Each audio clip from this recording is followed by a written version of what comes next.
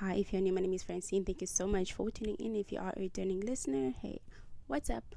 Today we're talking about boundaries. Why am I talking about boundaries? Because I feel like not enough people have them.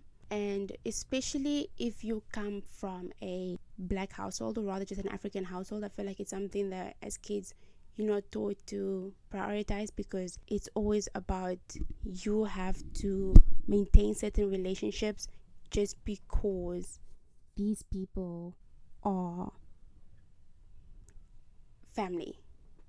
I have started thinking deeply about boundaries ever since I had an incident with a family member where I had to put myself first. And the reason why I feel like I won't say I'm so passionate about it, but I feel like I'm always talking about boundaries with people is because at the end of the day, you are the one person that's gonna show people how to treat you. You are in that position to tell people how they should move about in your life. And if you give people room to play in your face, that's what they will do. If you tell people this is the guidelines of my life, and if you do not want to step up to the plate, or if you do not want to come correct, I will eliminate you from my circle. And I'm not talking about cutting people off and going no contact with people, but I'm talking about letting people know I don't play that game anymore of disrespect. I don't play that game anymore of you just thinking you can come into my space and disrupt my peace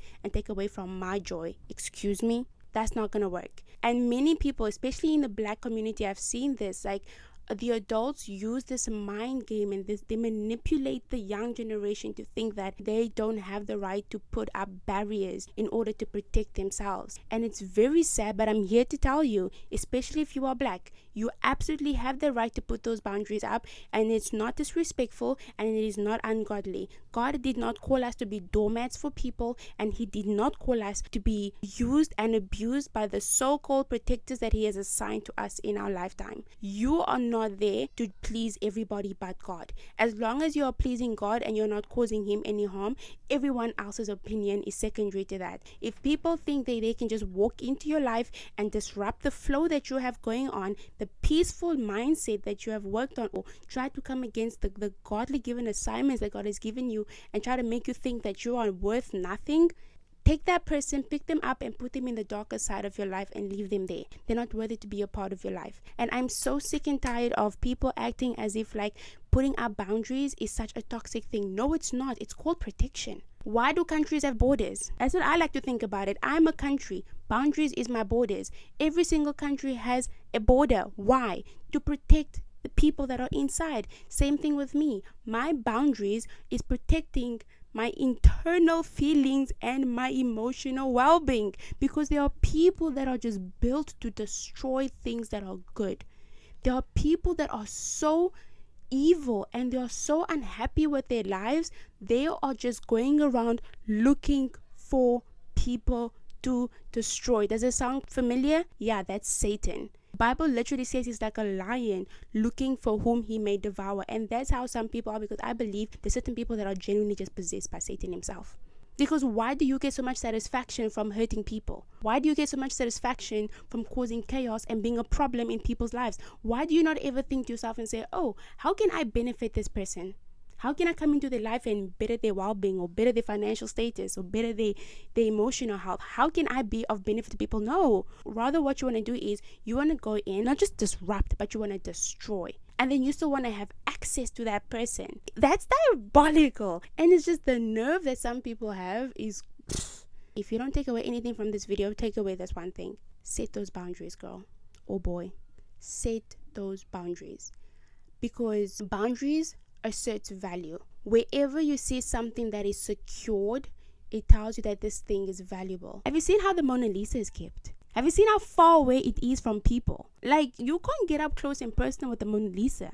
It's a little bit of a distance, and so many things are enclosed in museums and they are locked away and they are kept in very, very strong glass, like you can't break through the glass, and some even kept behind bulletproof glasses. Why? Because these things are extremely valuable and they know that a lot of people want them. Now, if we apply this concept to materialistic things in the world, things are heavily guarded and protected because of their value. Why do we not see ourselves as valuable? And that's why I always talk about confidence and self-value and self-worth, because if you do not see yourself as valuable, nobody will. People will come into your life and disrupt your flow because they're not going to set value to you. They're not going to label you as someone who's valuable because you are not treating yourself like you are valuable. People will walk in and out of your life as long as you continue to act like you do not have value. It's always the nice people who don't set up the boundaries that end up having people destroy them emotionally and mentally and physically and financially and spiritually. When life is going haywire for you, who is actually there to lift you up? Like, come on, guys. Let's see ourselves as more valuable. Let's assert value to ourselves. Don't wait for people to tell you that you have value. You need to tell people that you have value. And you don't tell people that you have value by speaking a lot. It's not about going to the people and shouting and saying, don't talk to me, I have value. Oh, do you know who I am? That's tacky. We don't do that. You don't tell people you have value. You show them you have value by the way you carry yourself, by the way that you look, and by how little you speak. Value is not garnered by the amount of words you tell people, but rather it's about the distance you apply between them and you. I should just end the video right there because that sums it all. Create that distance. My partner used to tell me this all the time.